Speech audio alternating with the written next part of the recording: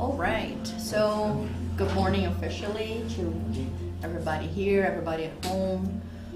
Thank you to everybody who is here, who took the time from this beautiful day to be here with us. We know that summer is short and, it takes commitment to be here, so thank you very much.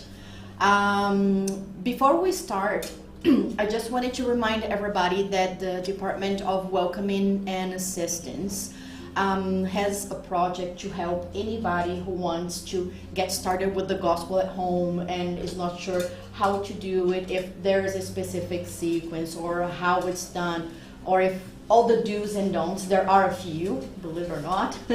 There are a few do's and don'ts with the gospel at home. And the Department of Welcoming and Assistance has all kinds of information. They can even help for the first few times to do it with you, before you get into gear and are able to go on your own, okay? All right, so can you change over there, Carol? Before I do something else wrong here, which I will eventually.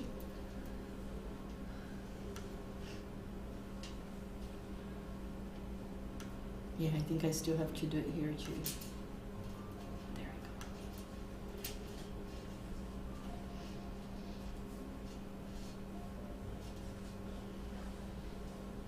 go. Apparently the computer doesn't have as much energy as me this morning.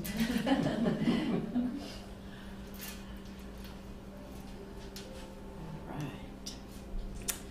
Okay, so we're gonna get started with a text from the Living Spring, and it's Emmanuel's take on one of Jesus's most famous, most quoted words.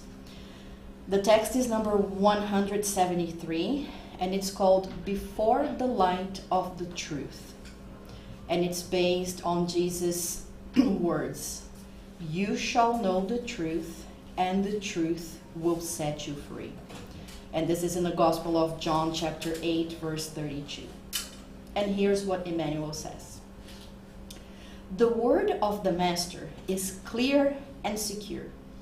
We will not be set free by aspects of the truth or by the temporary truths we hold in the circle of our impassioned affirmations.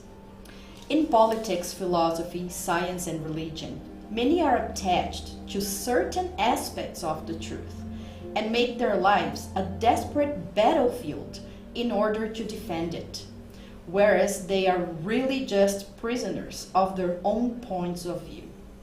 Many accept the truth, spread its teachings, advocate its cause, and proclaim its merits.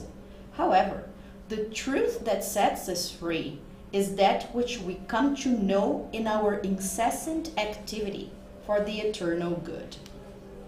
To grasp the truth is to comprehend our responsibilities. To discern the truth is to renew our own understanding and make our life a field of responsibility for what is best. True freedom can be found only in our submission to a duty faithfully fulfilled. Therefore, to know the truth is to realize the meaning of life. And to realize the meaning of life is to grow in service and constant self-perfection. Thus, examine your position before the light. Those who only glimpse the dazzling glory of this reality talk much but do little. On the other hand, those who grasp its indefinable grandeur do much more and talk little." So let's do our initial prayer. Let's close our eyes. Let's take a deep breath in and out. One more deep breath in and out. Last time, deep breath in and out.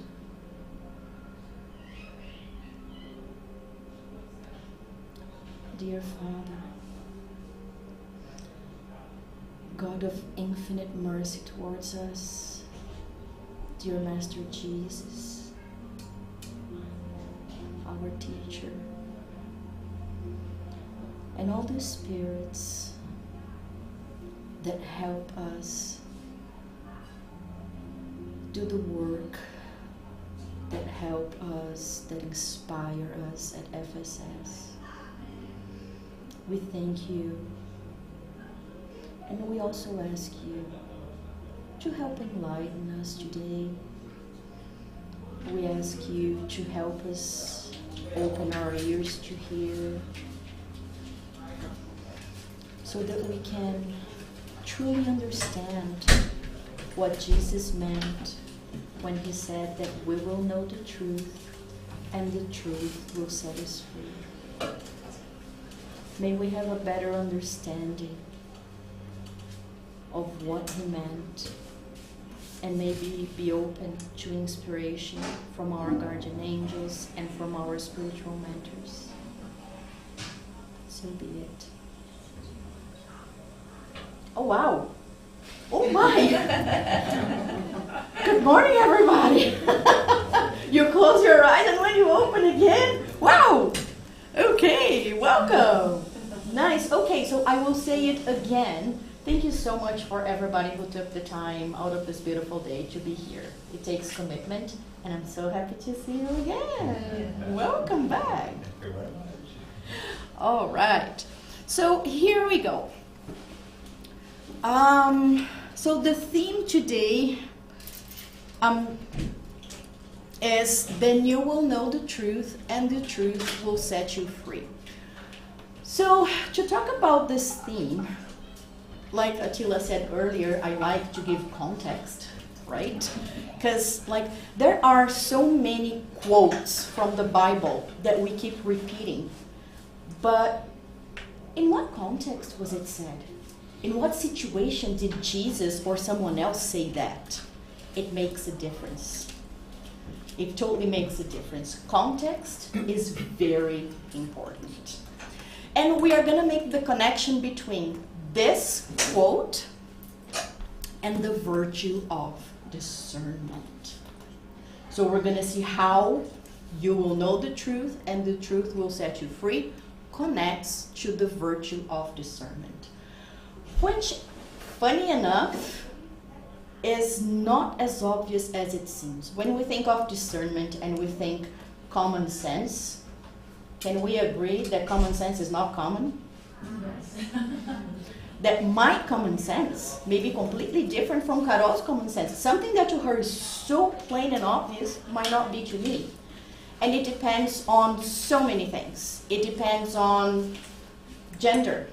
It depends on social context. It depends on culture. It depends on many different things. Good morning. It depends on many different things. So what is common to one person is not common to the other. So how do we find the common ground? How do we figure out right, wrong? Is there a gray area? Or is it just an excuse we like? We'll see. All right, so when we talk about free will, you will know the truth and the truth will set you free. So when we talk about free will, let's see what the dictionary says the definition of discernment is. According to Collins Cobild, the definition, one of the definitions of discernment is the ability to judge which things of a particular kind are good and which are bad. Simple definition. Does anybody disagree that discernment is the ability to judge, to discern what's good and what's bad? Right? Collins Cobild got it right. Good. Because it was a pretty expensive dictionary. So how do I discern? How do I know what's good and what's bad? What do I need? values, and principles. Mm-hmm. Yep. Knowledge. Right? I need knowledge. And values? To know, yes. I need the values will help me make a decision. But you understand, because there are phases, right? First, I need to understand. Is it good? Is it bad? My values will help me make a decision. That's the next step. Because sometimes we have the knowledge. Sometimes we know. But we still choose to do the bad when we go against our values, right? So the first thing we need is knowledge to know, is it good or is it bad? And then we can still decide which way we want to go, which road we want to take. Make sense? All right. And where does this knowledge come from? Our conscious? Yeah, like I said, there are social cultural aspects there too, right? The way you're raised, your environment, all of that can influence in a house where everybody else and everybody will think that that's normal. And a child raised in a house where nobody else and anybody will be like scared if they go to someone else's house and everybody's yelling, right? So all those things make a difference. However, in terms of the most important things, our conscience knows.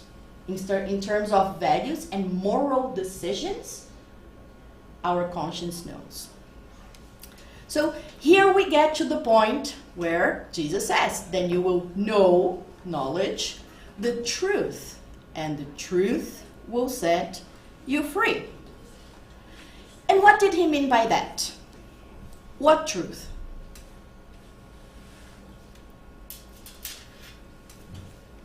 My truth? His truth. Your truth? Jesus' truth? Jesus? But don't people say that there is always at least 3 truths? Mine, yours, and the real one in between? Right? So it seems to be something solid. Like in the text we read by Emmanuel, like he made it sound like there was no way it could go wrong. But there are. There are. Like when our pride goes, there's my side of the story, your side of the story, and the truth is somewhere in there. But is this the kind of truth Jesus was saying? He did, she did. Attila started. Right? With siblings, there's always though, but she started, it wasn't me. So this is not the truth Jesus was talking about. Because in reality, our truth, like personal, individual truth, they are all distorted by our own opinion, by our pride, by our values that sometimes, because of the way we were raised or the culture we were raised, are not exactly aligned with the universal truth. So, what can we do about this? What can we do about how to figure out the truth? So, we can seek the truth. We can know the truth. We can feel the truth.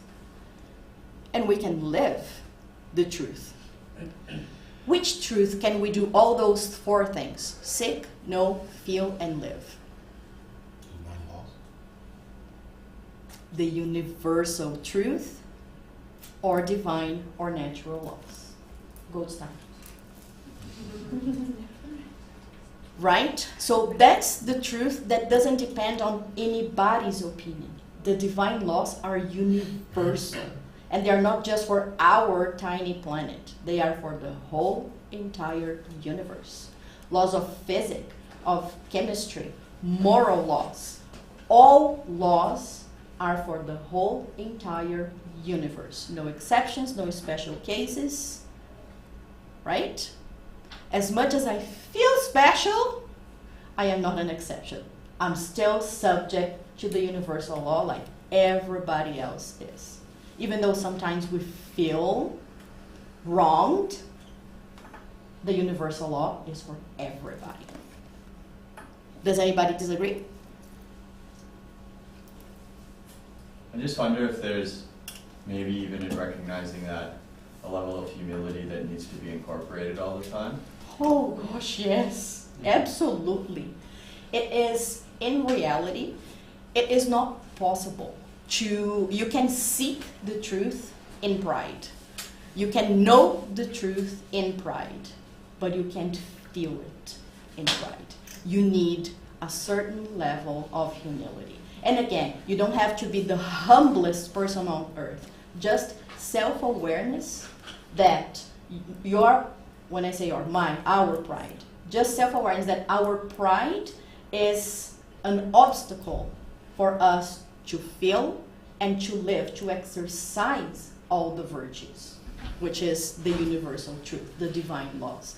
But absolutely, we do need a level because we can seek and we can know. If we think of the Pharisees back at the time of Jesus, how many hours did they spend in the Synedrium, just discussing all the laws, all the rules, not just God's, but Moses' laws as well, of what is clean, what is unclean, what can be done, what can be done. You can't do anything in the Sabbath. So they had everything written, so they knew all of those rules, but their pride stopped at the knowing. It didn't get to the feeling. And that's what Jesus brought to us, how to feel the things we already know. And for that, you need humility. And Jesus was the one who said, the Son of Man came to serve, not to be served. So that's as much humility as you can get from such a superior being, right? Of course. So yeah, absolutely. Pride is it's the biggest obstacle in our learning process. And even I feel like when you brought up a good example with Pharisees, people who study morality and ethics, I think there's a very easy sometimes path to take where you become uncompromising in your view of what is appropriate and inappropriate.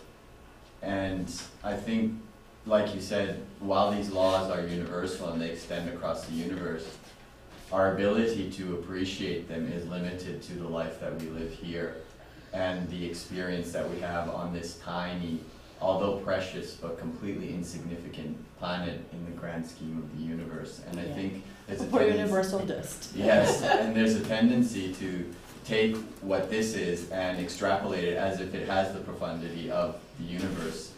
And that can, in and of itself, to your point, distort and pervert our understanding of what those laws will be. And you use the example of physics, and I think that's a great one.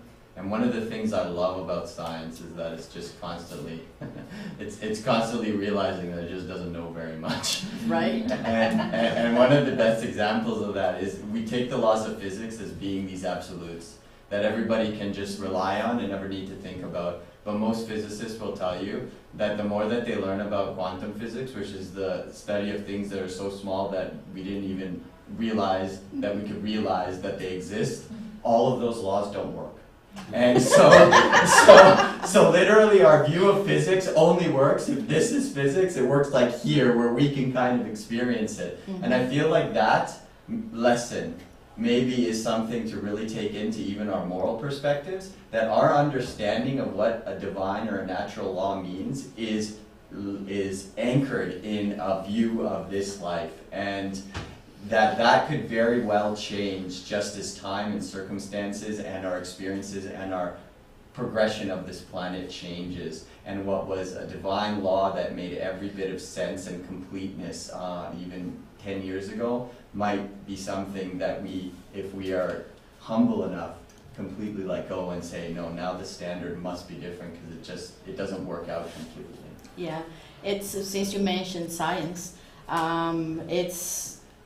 exactly what we're talking about. What stopped several scientists from even thinking about believing in God?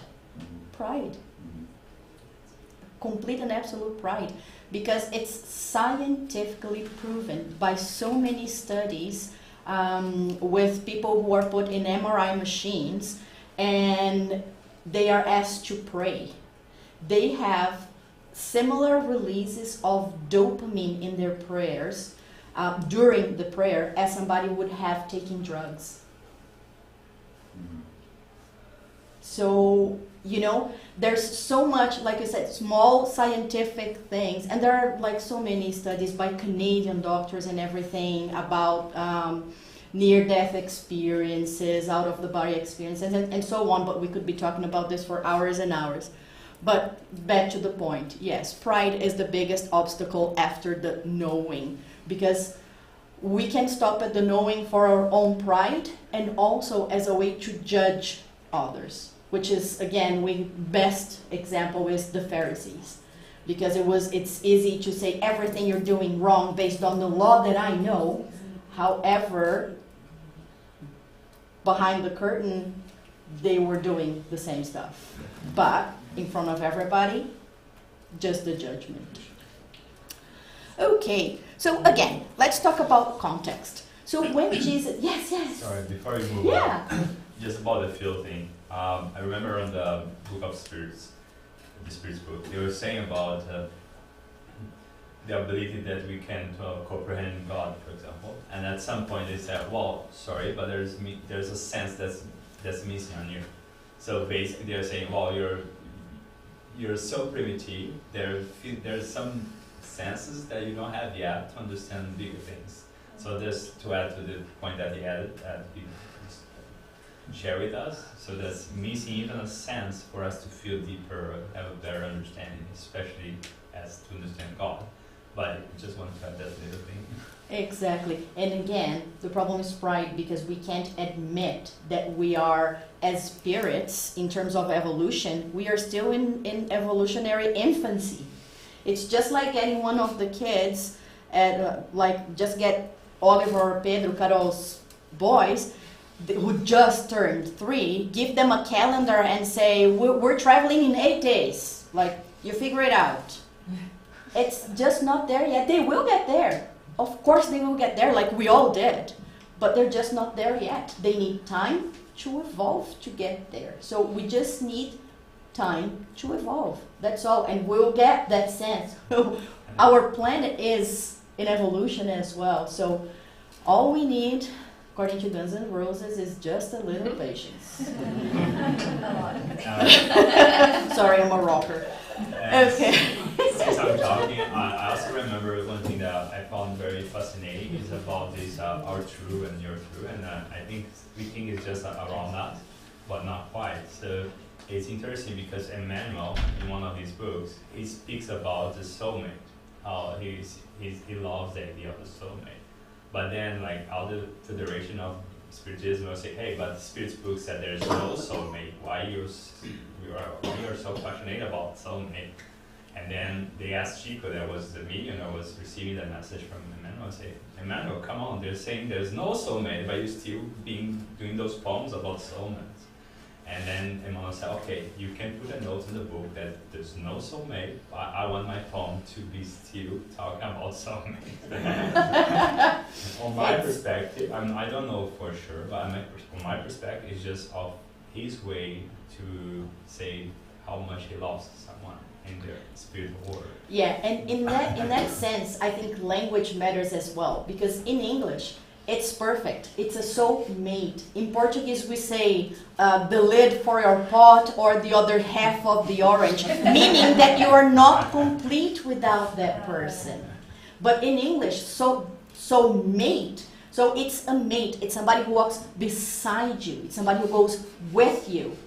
But it's not somebody who completes you because you are incomplete. So I think it's also a matter of interpretation when people say, oh, the other half of the orange, the lid to the pot, or stuff like that. It's not that you are incomplete, but it's just that you love somebody so much and you have so many things in common. And we've seen this in Spiritist literature, in renunciation. Alcyone comes from, she doesn't need to incarnate on earth anymore. She comes just to help somebody she loved so much. Like she subjects herself to so much suffering just to help somebody because of love. So yes, completely agree. Okay, so again, context. In what situation did Jesus say, and you will know the truth, and the truth will set you free? So, funny enough, it's in a passage that everybody knows as well. Everybody knows this passage. You know the passage where, because when Jesus started becoming famous in his apostolate, in the Sanhedrin, they just told all, like the doctors of the law, the Pharisees, to, every time they had a chance, to try and catch Jesus saying something that was against the law so that they could sue him or whatever, according to the way the law was at the time. So they kept coming after Jesus and like showing him situations and said, so, what would you do in this situation? Because they wanted to catch him saying something that was against their laws, right? So, and it was exactly in this situation. So it's in chapter 8, same chapter. And the chapter starts, I'm going to read to you from the source. But Jesus went to the Mount of Olives. Now, early in the morning, he came again into the temple. And all the people came to him. And he sat down and taught them. Then the scribes and Pharisees brought to him a woman caught in adultery. And when they had set her in the midst, they said to Jesus, "Teacher, this woman was caught in adultery, in the very act. Now, Moses in the law commanded us that such should be stoned. But what do you say?" So according to Mosaic law, a woman caught in adultery was supposed to be stoned to death. And then they asked Jesus, so what do we do? Because Jesus says, love. Jesus says, don't stone, love one another. So the Pharisees are like, what do we do now? This they said, testing him, that they might have something of which to accuse him. But Jesus stooped down and wrote on the ground with his finger, as though he did not hear. So when they continued to ask him, he raised himself up and said to them, "He who is without sin among you, let him throw a stone at her first." So we all know this passage, right? And it was in this context that Jesus said it. And there is another, I can't remember what book it is, it's Spiritist literature, that says that what Jesus was writing on the ground with his finger was actually the sins, the wrongs of all the Pharisees who were accusing the woman. So when they and again he stooped down and wrote on the ground. Then those who heard it, being convinced by their conscience, went out one by one. So they were not being convinced by their conscience. They were reading what Jesus was writing on the ground of their own sins. So they walked out one by one, beginning with the oldest, even to the last. And Jesus was left alone, and the woman standing in the midst. When Jesus had raised himself up and saw no one but the woman, he said to her, "Woman, where are those accusers of yours? Has no one condemned you?" She said, "No one, Lord." And Jesus said to her, "Neither do I condemn you. Go and sin no more." Then Jesus spoke to them again, saying, "I am the light of the world. He who knows me shall not walk in darkness, but have the light of life." And then there were more discussions and all of that, but it was in this context that Jesus was talking about knowing the truth and the truth setting you free. And then, in verse 12 that I just read to you, Jesus says, I am the light of the world. Whoever follows me will never walk in darkness, but will have the light of life. Now, how do we connect that passage to this, to the truth? We, way back then, I'm sure we all have incarnated as Catholics several times. So when Jesus goes to the cross, what do? We say, Jesus is the Savior. He took the sin of the world. And then we have a little statue, ceramic, whatever it is. And we put Jesus right there, and he's the Savior. And he took the sin out of the world. And I just left my life as is. And I will just badmouth my neighbor, and I will just pick a fight with everybody. And I will go and I'll confess, and I'll pray a few Hail Marys and Lord's Prayers and whatever. I'll do the rosary. And that's it, because Jesus is the Savior, because he took my sin away. If he took my sin away, why am I still doing something wrong? Jesus is the Savior, not because he saved us. He's the Savior because he showed us the way to save ourselves. Right? So he's the light of the world. Whoever follows him, not putting him, not idolizing him, but not trying to be like him, not trying to get closer to him. He's the light of the world because he showed us how it's done. He showed us how to develop virtues.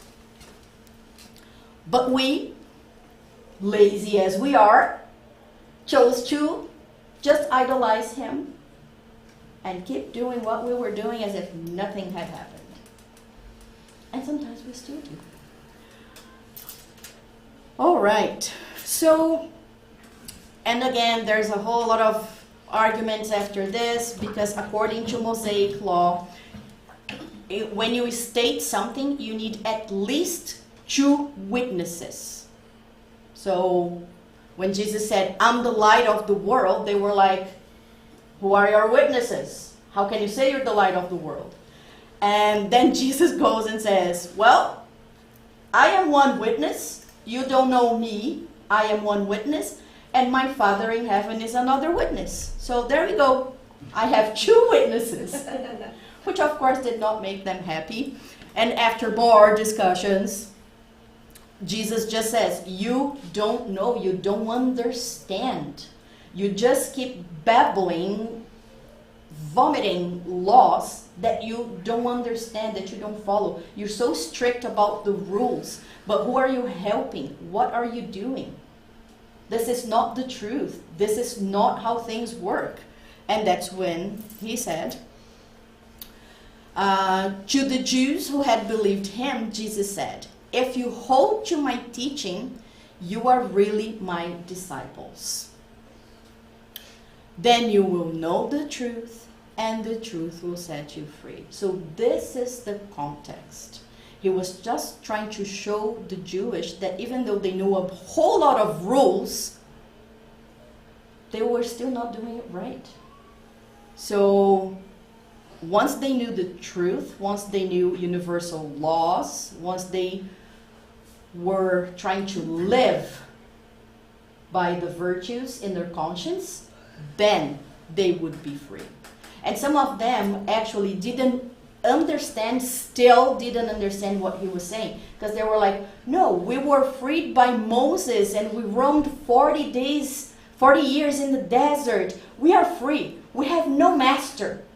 We are completely free. And then Jesus says, you still don't get it. That's not the freedom I'm talking about. It's not the freedom of being a slave to someone. It's the freedom of being a slave to our own wrongdoings. We are slaves to our own vices, to our own addictions. And when I say addiction, I'm not just talking alcohol or drugs or whatever. We now, in modern society, know that there's addiction to other things. There's addiction to electronics. There's addiction to video games. There's addiction to social media. Anything that will give us a quick dose of dopamine that we can't stop is an addiction. Right? So then we skip to Matthew because Jesus says, those of you who follow me are my true disciples. A disciple learns from the master, right? And then in Matthew, there's Jesus' biggest invitation to us that we talk about this constantly. So in Matthew 11, chapter 11, verses 28 to 30, I think, or 31. Jesus says, come to me, all you who are weary and burdened, and I will give you rest. Take my yoke upon you and learn from me, for I am gentle and humble in heart, and you will find rest for your souls. For my yoke is easy and my burden is light. Does everybody know this passage too? Does anybody need translation? Do you want me to translate, Clayson? The last phrase. Meu jugo é suave e meu fardo é leve. Thanks. Okay. So this is Jesus' invitation, right? To learn from him, because he says that those who follow him are his disciples. So the first thing we need to understand, in order to do what he says, we need to understand what he's saying. Because it's just like a test, right? You read the instructions for the test. If you have no idea what the instructions are saying, you might even be able to do the exercise, but if you don't understand the directions, not going to happen. So first, let's understand what he says. So what is yoke? It's not the egg yolk, because it's missing an L there. And in Portuguese, it's jugo. Jugo spelled Jugo, that everybody thinks it's jugo with L, Gulgo, which is from the verb to judge. So that's not what Jesus is saying. What is yoke? It's that piece, it's this piece here that helps keep, in an oxen cart, it helps the oxen to keep in the same direction. So they don't each go to one side. So the yoke helps you stay in the same direction. That's one meaning of yoke. There's more. That's one type of yoke. So this one helps the oxen go in the same direction. So yoke as in direction. But there's human yokes too. And what do we use them for? Balance. They have balance the weight you're carrying, and they help you carry heavy weights, staying in balance. So direction, helping you carry a heavy burden, and helping you keep balance. So he says, my yoke is easy. So the direction he's sending us into, the direction he wants us to keep, is easy. Very simple. And the burden is light. So, in order to accept this invitation, in order to live in the way Jesus says, because he says that if we do all of that, the direction is going to be easy and the burden is going to be light. How? I like practical stuff. I love the theory, but tell me how to do it. Right? I love the know-hows. Do-it-yourself. I'm the do-it-yourself kind of person. As everybody noticed by what I was doing this morning. So, how do I achieve the status of a true disciple? How do I achieve the status of an apprentice? Because the invitation says, come to me, all of you who are weary and burdened, and I will give you rest. Take my yoke upon you and learn from me. So learn from Jesus. Do it the way he does. For I am gentle and humble in heart. So none of the strict law that only punishes. and you will find rest for your souls. Not vacation, not all-inclusive in Mexico. It's rest for our souls. It's peace of mind. For my yoke is easy and my burden is light. So how do we become his disciples? How do we learn from him? So in order to accept his invitations, we need, first, to decide that we want to change. Right? First thing, we need to make the decision. Because wishing is not the same as deciding. Wishing, we just think, oh, it would be so nice. To have the courage to make continuous, patient, perseverant, and disciplined efforts. Because again, what is addiction? Doses of a dopamine. We want the pleasure. We want to feel good. When do we want it? You know, like the meme with the guys with their arms raised. So like, what do we want? We want to be happy. When do we want it? We want it right now. What are we doing about it? Nothing. Right? So this is it. We live in a society that wants immediate gratification. And this is why we get to social media, to video games, to drugs, to all of that. Because we want immediate gratification. I want to feel good and I want to feel good now. So what we need to develop is patience, because it's slow. There's no degree of evolution. Nobody's going to stamp something. Now you're evolved, Marcela. You're done. Good job. So there's no evolution decree. Nobody can decree evolution. It's a work in process. And it's slow.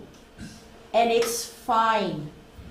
We just need to psych ourselves up to understand that it's fine. It's continuous, it's patient, it's perseverant, and it's disciplined. It's like, got it wrong? Let's try again. Got it wrong? Let's try again. Got it right? Yay! Got it wrong? Let's try again. Got it right? Yay! Got it right? Yay! Got it right? Yay! Got it wrong? Let's try again.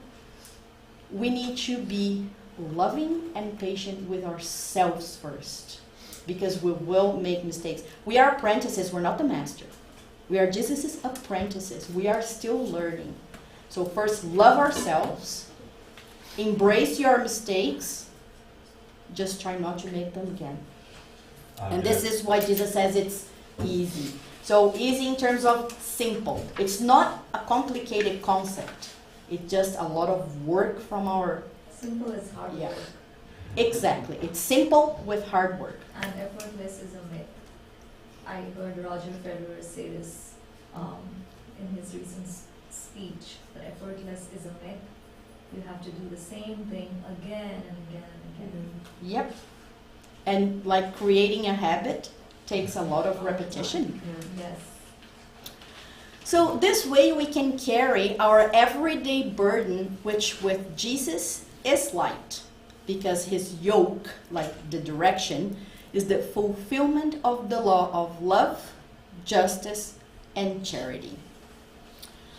And this is from the book Convites Terapêuticos de Jesus. This is from the first chapter. Some other things here are from the same book. Now, when we say... Before we move on, just you were talking about how you would like to be angels, like one single day. There's a book that, I don't know how to say in English, but it would be a formation same here. And in this book, they're talking about the experience of Paulus Tarso. So, and he also has this anxious to become good and become angel as soon as possible. So at the beginning of his work with Jesus and the Christian at that time, he would say, why the good that I want, I don't do it, and the bad that I don't want, I keep doing it. So he was expressing the same anxious that we express when you're trying to be better. And later on, and when you get older, he got more in peace on his mind on this aspect. So he says something else. He says, I cannot be called the disciple of Jesus, but I am who I am. So he recognized that although he cannot be recognized as disciple of Jesus because he was not invited to be with Jesus at that time, he understands that he owned his own path, and his own path has the value of his own path. So it's a very thoughtful way for us to understand that our own path, although it's not what we like to do, we can love ourselves as we are and go slowly through the process. Anyways, I thought it was very linked to what you just said. So. Yes, absolutely. And when we say that Jesus' yoke, like the direction, is the fulfillment of the direction, the balance, the load, is the fulfillment of the law of love, justice, and charity. So here we can use the law of love, justice, and charity as a measurement for us, for our actions. Just ask yourself, every time you're about to do or say something and you're not sure if it's the right or wrong thing for that situation, very simple. Ask yourself, is this loving, fair, and charitable to myself? Is this loving, fair, and charitable to the person who is receiving my action? It's a very simple question. And then you may say, but why do I need to ask myself? Like, I don't want to harm myself. But we do. Sometimes we do. And I'll give you a very simple example. People who love to do volunteer work, but they end up becoming busier with helping others, and they pretty much abandon their family. That's not loving, fair, or charitable to that person either. Right? It's not fair to his family.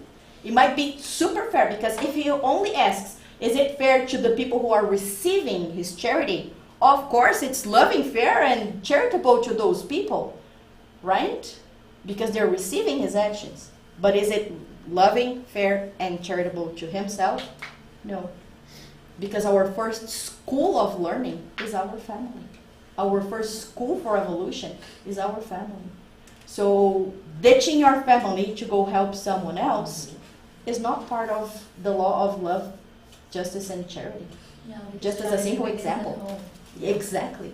So charity, exactly. Charity starts at home. I'd like to push it to a bit further, because there's one more layer of complexity actually of this. Once you understood this and you're kind of okay in the good direction, you're gonna be loving, you're gonna be charitable, you got the concepts, you're trying your best, but life is so harsh that just being this loving person is not enough. Sometimes you have to be strict. Sometimes you will have to use force. Sometimes you will have, depending on the situation, and it kind of feels like it conflicts with that. But I'm experiencing it myself. Like, for example, you have your dog or your child doing something wrong and you have to be strict. But this is also love. The only difficulty I see in that is it can give you the idea that being loving is that nice person, very passive, who accepts everything. And sometimes a loving person can be someone very harsh, very strict, that does what needs to be done in that situation. Yeah. Now, there's remember, yoke is also balance. Yeah. To be, I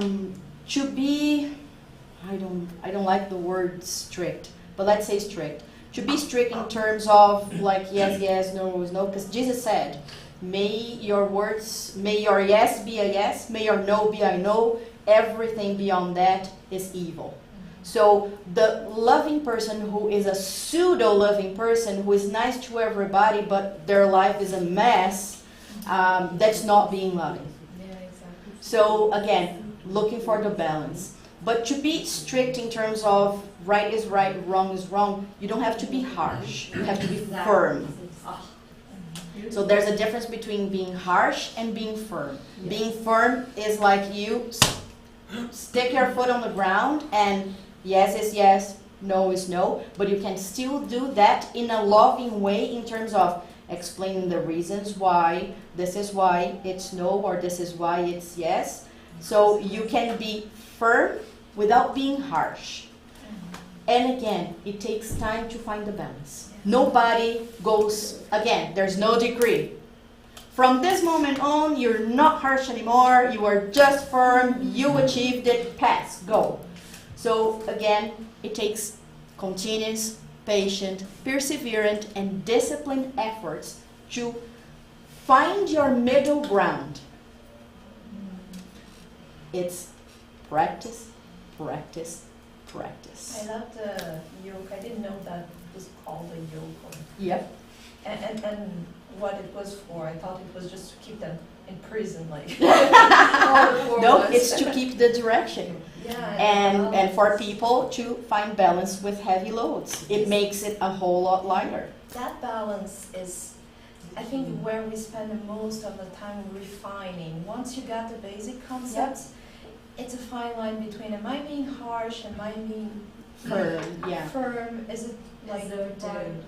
Yep, Yes. yeah. and there's Assertive, thank right you. now it's Assertive. Yeah. you have to know what your Exactly. conscience- Each person will find their own middle ground. Each person will find, because again, our families are different too. So even I have 2 kids, what worked with one didn't work with the other.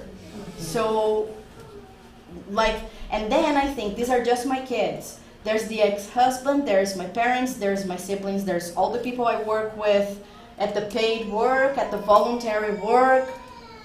So, practice and exercise. And again, this is part of the evolutionary phase we are. That's what we are. We are spiritual children learning to find that balance. And finding that balance and following the direction the way Jesus taught us is what will set us free. Again, not freedom from that, freedom from our own mistakes. Because our mistakes, once we are self-aware, make us feel guilty. Right? So the freedom from guilt, the feeling of peace of mind, clear conscience, that's true happiness. A trip to Mexico is awesome, but it's adrenaline. It's not true happiness. When I come back, I still have to deal with the dirty house, with everything, with paid work, with all of that. So that is excitement. It's the, it's the hype. True happiness is peaceful conscience. It's peace of mind. It's sitting down, breathing, sleeping fine, knowing that you did the absolute best you could do. That is happiness. That is peace of mind. Something has linked with the freedom of what we want to our lives.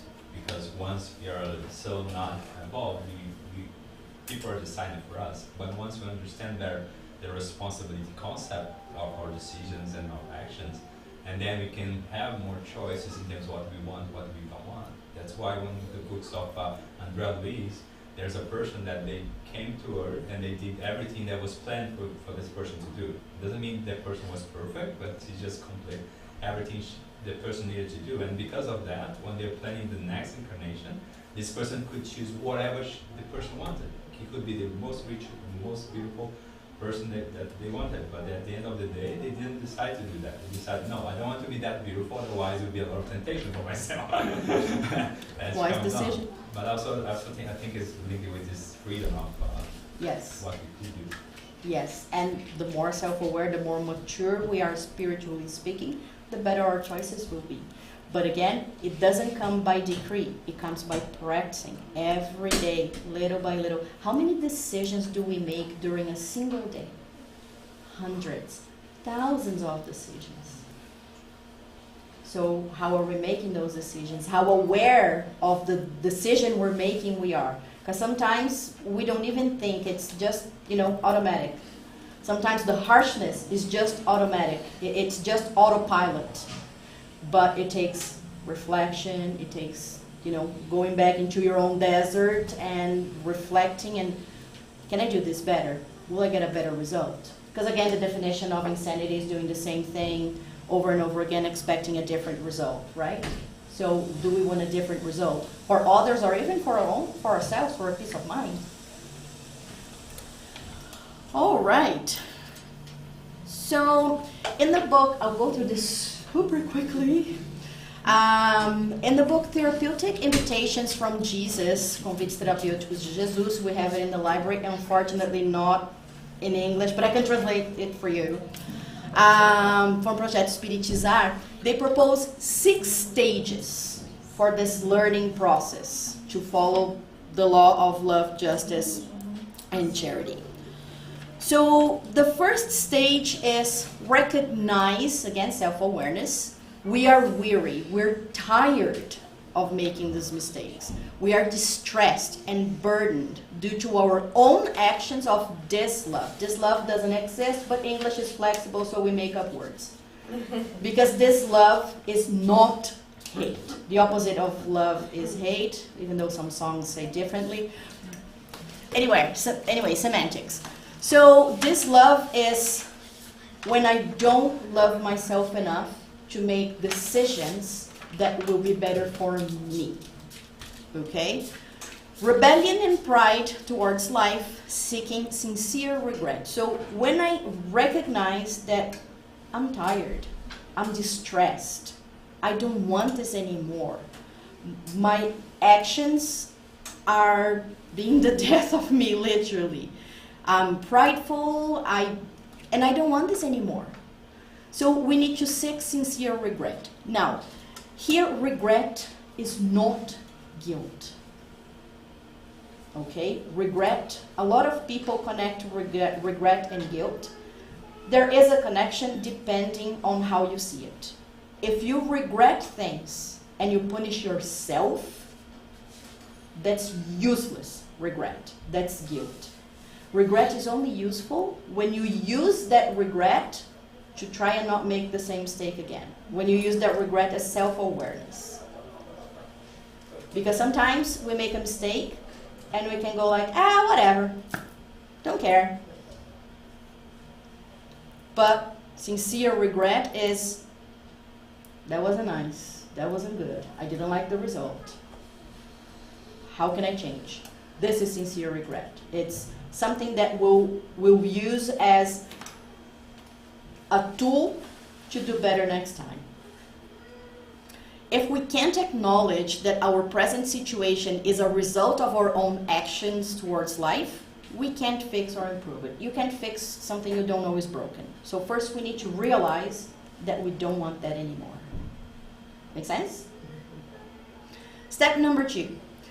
After recognizing our own neglect with sincere regret, move towards the unconditional love that Jesus represents, aiming at finding relief so we can become an apprentice of Jesus.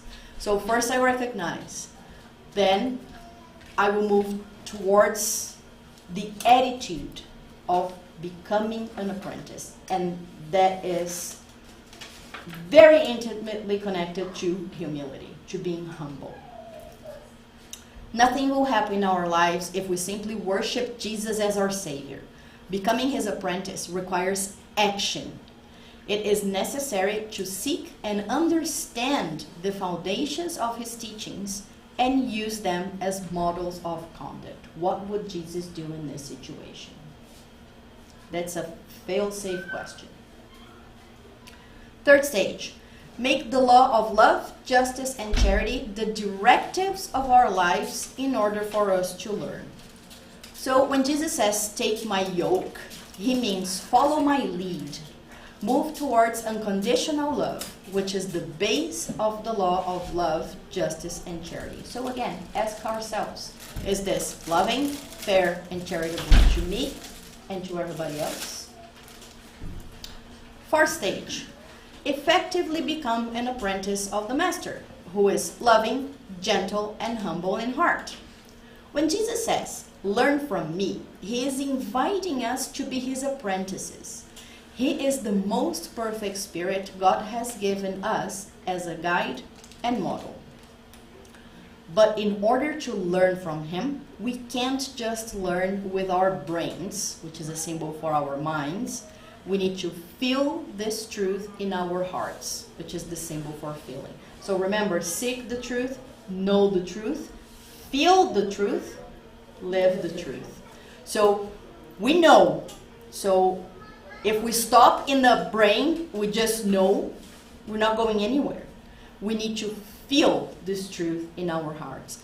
And how do we feel? By introspection, reflection. It starts with that dose of a dopamine that comes when we do the right thing and we pat ourselves on the back. And we're like, whoa, I got that one right. That good feeling, that's where it starts.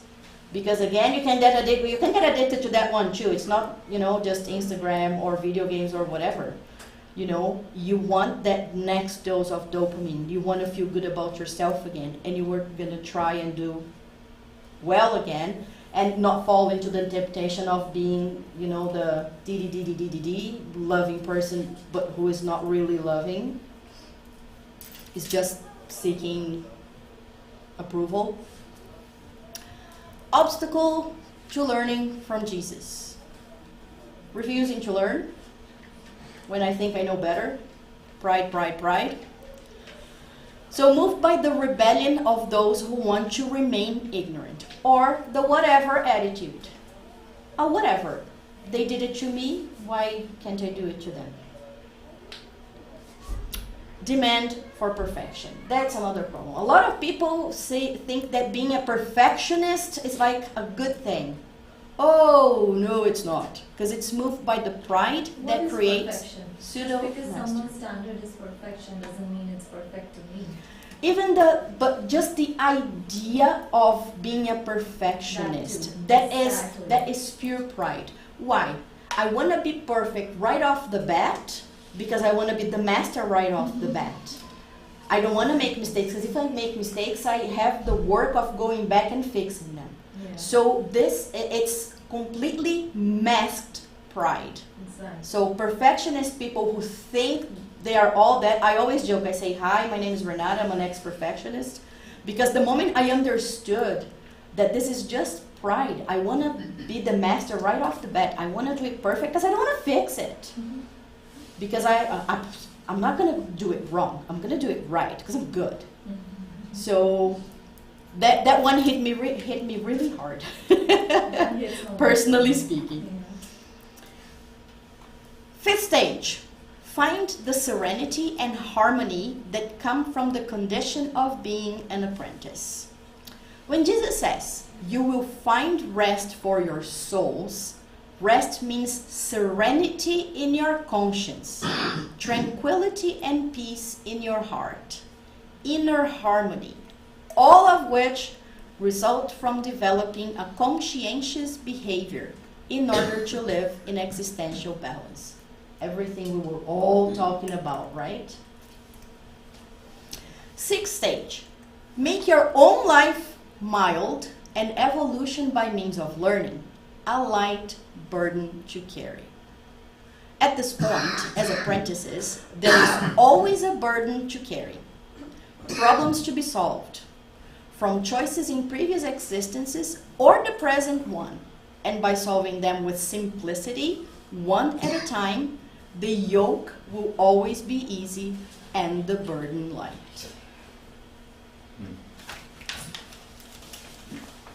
Simple, but a lot of work.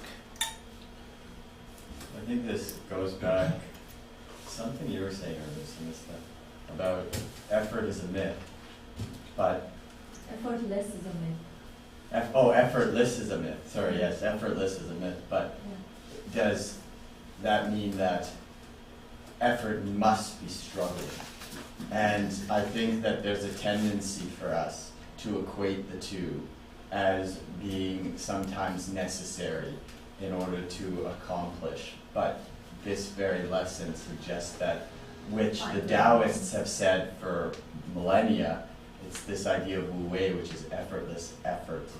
And it's doing without the need to do. And I think that it gets to this idea that we can have profound effort in our lives without ever feeling a sense of struggle in that. Mhm. Whether that wants us wanting to be the best tennis player in the history of the world, and that, or whether that is literally doing a nice thing for our little brother when we're pissed off at them and don't want to go down to that. But we can do both of those things without Yeah. any struggle in our lives. And most of us, not all, most of us will go through the stage of, again, there's the not enough, the excess, and the point of balance. A lot of us will be a pendulum between the not enough and the excess until we find the right balance, until we find the point where everything is fine. So we're gonna be from permissive to rough until we find the point of being firm, of being assertive. So learning to be assertive will go from being like demanding, bossy, or being permissive until you find the balance. Because again, that's the evolutionary stage we are at. So we shouldn't beat ourselves for going through those stages. Because as long as we are aware, as long as we understand that we are going through that pendulum because we want to find the right balance, that's what matters. That's the useful regret. That's like, okay, that was not enough. Okay, that was too much, until we find the balance. So there's no reason for beat ourselves up because we're trying to find the balance. We didn't do it on purpose. We didn't do it because we are harsh, period. I am who I am, love me or leave me. No, we're trying there. And that's what being an apprentice is understanding that we are going to make mistakes. How can we fix the mistake? That's what an apprentice does.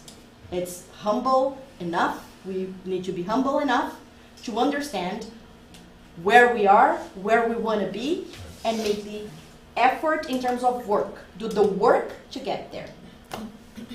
And for the kids, I think it's even more challenging because depending on the kid, the balance will be different. So. We can say that again and again and again. Okay. Now, I had just a couple more slides, but we're way over time, so we're going to stop here. I will just ask for your guys' understanding. Today, we don't have enough members of the center to do the pass. So we're just going to do a very heartfelt prayer. I ask for all of you to emanate energy and vibrate with the prayer so that we can all get a pass, somehow. But I ask for your understanding because although you all beautiful and amazing people chose to be here in person today, some of our members are in Brazil for family emergencies and all that kind of stuff. So we're short-staffed today. Is that okay with everybody? Yes? Does everybody have any questions? Would like to make a final comment? I guess I just thought, and I love the example that you made, and it reflects in that earlier slide about pendulums of life. I found for me increasingly, rather than, but the operating sentiment that I feel grounds my life is finding harmony. And so the pendulum was a great example because there's a tendency that we can find ourselves standing still at any point in time, but the reality is we never are. No. Not even the planet itself isn't. It's literally moving constantly. So even if we thought of ourselves as standing still, we just never are. We're literally always moving. And as with the pendulum, it is always moving. And rather than it looking for a point at which it is completely aligned, it looks for a point at which it is moving seamlessly through the inertia of life. And so I find that in and of itself helped to humble me in terms of each and every one of my decisions that I'm making, because it's not at any point of just like getting it just right. It's just like flowing through it harmoniously. Mm-hmm. And right after, you reflect. And if we are honest with ourselves, we will know if it was too much or not enough. And how can we adjust for next time? And like I said, I love rock and roll. As Rush says, as Gedley says, if you choose not to decide, you still have made a choice. right? So even when we think we're not making decisions, it's still a choice. When you don't decide, when you leave it to fate, which there isn't, you're still making a choice. Yeah, I had the same feeling, and I love that you brought the idea of apprentice, because I tend to be very harsh on myself, like, oh no, I got this wrong. Oh no, I'm way too far. And it's hard for me to understand, but I got this right last time. Why am I doing this wrong this time? So this idea of the pendulum. Every virtue starts with ourselves. Love is the first of them. Always think, we can't give what we don't have.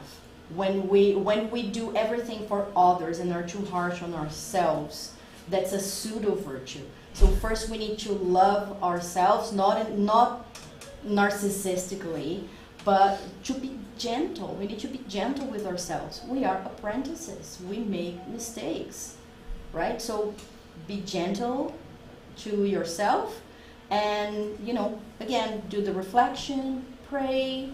It will give you a dopamine. It's awesome. Mm-hmm. And make a commitment to yourself to maybe reflect better next time, or how can I do it better next time? And next time, again, sit and reflect. Was it better this time than last? Awesome. Can it still get better? Great. But if it was already better, great. Was it better? No. Then what do I need to go back to? Like, where are things going off the path, right? Even if it's not always stable, like you said, even the planet is always moving, the pendulum will stop like bouncing that much and will go smoothly, and like it will be less difficult. It's just eventually we will find balance. All right. Thank you very much. Thank you everybody for listening. Thank you for participating. I feel like those stages, we might be able to talk about 1 hour about each stage, but that's all the time we had. And something else that sometimes I like to say, I haven't said it in a while, but again, all these talks that we have here on Sundays, they are just like a taste for you, okay? We always tell everybody, like, I only studied to put this together with 5 different books and stuff, but it's just a tiny bit of each book. There's so much more in all the books I use. So this is just to give you guys a little taste. We recommend that everybody go and study more as well, okay? All right. So let's go to our final prayer.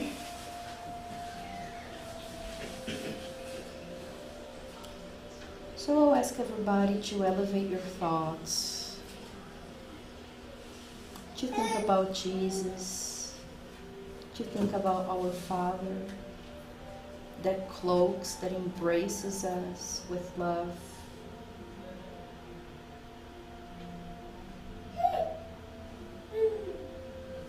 And once again, Father, we thank you. We thank you for the opportunity of being together. We thank you for being a community. We thank you for all the opportunities you give us daily to learn, to reflect, to try and improve. Just as much as we thank you for your mercy when we make mistakes. We thank our guardian angels for always being there with us. We thank all the spiritual friends that support FSS and that support ourselves, our families. May we never feel alone, because we are never alone. There's a multitude of spirits on the other side, trying to help us, trying to guide us.